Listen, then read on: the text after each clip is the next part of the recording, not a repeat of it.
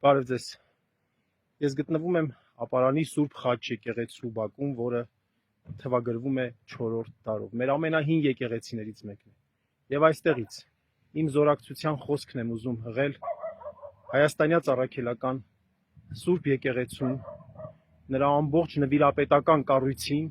ամենայն հայոց կաթողիկոս Գարեգին II-ի գլխավորությամբ։ Այս չարիքի դեմ, օտարերկրյա